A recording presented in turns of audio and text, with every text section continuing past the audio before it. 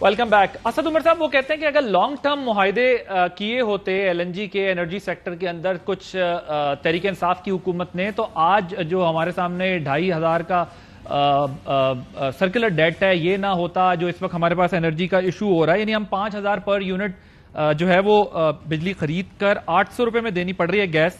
तो वो कहते हैं कि ये इतना बड़ा जो इस सेक्टर का खसारा है वो हम इसलिए उठा रहे हैं क्योंकि आप लोगों ने लॉन्ग टर्म बेसिस पे कोई एग्रीमेंट्स नहीं किए। अगर कर लिए होते, कोविड के दिनों में भी अच्छे रेट मिल रहे थे, तो आज ये प्रॉब्लम हमें फेस ना करनी पड़ती।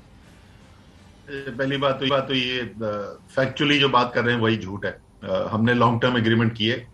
कभी भी मुल्क जो है वो तमाम के तमाम अपनी एलएनजी इंपोर्ट जो है वो लॉन्ग टर्म कॉन्ट्रैक्ट के अंदर नहीं, मुआहदों के अंदर नहीं करता। उसके अंदर एक लॉन्ग टर्म मुआहदों के अंदर किया जाता है और कुछ हिस्सा जो है वो स्पॉट के लिए छोड़ दिया जाता है, क्योंकि कभी स्पॉट सस्ता होता है, कभी लॉन्ग टर्म कॉन्ट्रैक्ट सस्ता होता है। इनकी हुकूमत ने भी ऐसा ही किया, हमारी हुकूमत ने भी ऐसे ही किया। फर्क सिर्फ यह है कि इन्होंने जिन रेट्स के ऊपर माहिदे किए थे, जो हमारा लॉन्ग टर्म कॉन्ट्रैक्ट हुआ वो उन दोनों माहिदों से बहुत बेहतर था और उससे बहुत कम कीमत के ऊपर था बनिस्बत जो इनके माहिदे हुए थे। ये सिर्फ फर्क है। ठीक। अच्छा, अब ये जो एक बात कर रहे हैं मिफ्ता साहब, आपने सुना होगा, वो कहते हैं कि गरीब तबके को अब जो है ना वो कुछ रिलीफ दे के देखते हैं। हमने सारा इंसेंटिव, सारा कुछ अमीर तबके को मुल्क के दे दिया था, लेकिन वो ट्रिकल डाउन इफेक्ट हमें नहीं दिखाई दिया।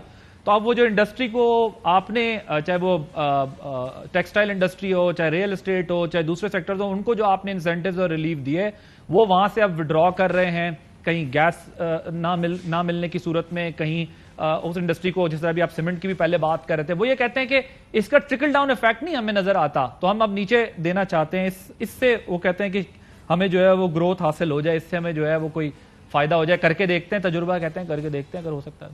अच्छा, ट्रिकल डाउन तो बिल्कुल भी नहीं होना चाहिए। बराह रास्त आपको सपोर्ट करनी चाहिए, लेकिन जरा आपने दो चीजों की मिसाल दी, दोनों चीजों में देख लेते हैं कि तरीके इंसाफ की पॉलिसी क्या थी और उसका नतीजा क्या निकला। बिल्कुल, हमने जो हमारी बरामदात की सनतें हैं हमने उनको सपोर्ट किया। हमने उनकी बिजली गैस की कीमतें जो हैं वो भी मुतय्यन की और उनको ये भी यकीनी बनाया कि उनको ये मिल रहा है। नतीजा क्या निकला कि मुस्लिम लीग नून और पीपल्स पार्टी के दौर के 10 साल की हमारी जो बरामदात में इजाफा था, उससे ज्यादा इजाफा सिर्फ इस एक साल में तहरीक इंसाफ की हुकूमत में हुआ। एक साल में 10 साल से ज्यादा बरामदात में इजाफा। उसका नतीजा क्या निकला आम आवाम की जिंदगी के ऊपर? फैसलाबाद के अंदर दिहाड़ीदार मजदूर फिर रहा था और उसको कोई जॉब नहीं मिल रही थी।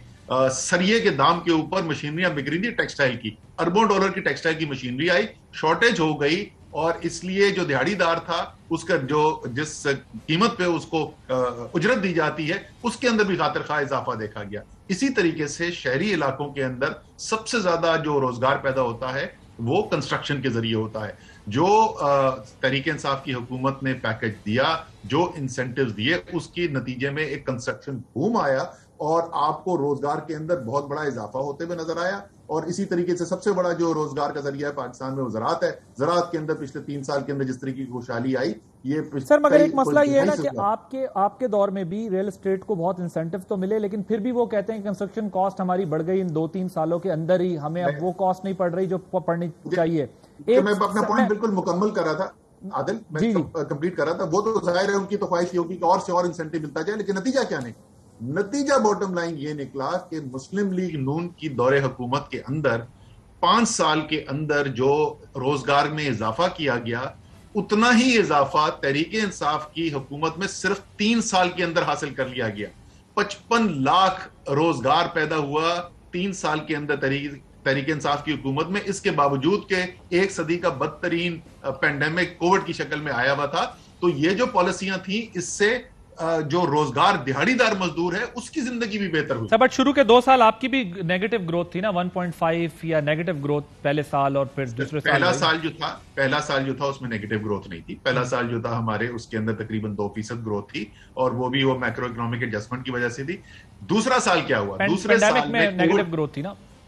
वही जरा आज है ना, उस पर दुनिया से मुकाबला कर लेते हैं ना। क्या हो रहा था हमारे इर्द गिर्द, क्या हो रहा था दुनिया में, क्या हो रहा था? पाकिस्तान की मनफी 0.4%, यानी आधा फीसद भी नहीं थी हमारी मनफी ग्रोथ। भारत की को 7%, अमेरिका 8%, बरतानिया 7 और 8%। दुनिया की मईशतें लेट गई थी उसके अंदर। अल्हम्दुलिल्लाह अल्हम्दुलिल्लाह, जिस तरीके से हमने कोविड का मुकाबला किया, जिस तरीके से तमाम दुनिया ने हमारी तारीफ की, उसके नतीजे में हमारी मईशत के अंदर कमी जो है वो ना होने के बराबर हुई। सर, अब ये वैसे कहते हैं कि 60 बिलियन तक टैक्सेबल हो सकती है ये कंस्ट्रक्शन इंडस्ट्री जो है, लेकिन उन्होंने कैपिटल गेन पे लगा दिया है, लेकिन ये मजीद इसके ऊपर लगाया जा सकता था। लेकिन कंस्ट्रक्शन इंडस्ट्री कहते हैं कि भाई हम तो पहले ही अभी चीख रहे हैं कि हमारी कॉस्ट पूरी नहीं हो रही। चले, आपने ठीक कहा कि जाहिर है उन्होंने तो कहना है, अब हुकूमत ने वो रिलीफ भी ले लिया जो पहले आपका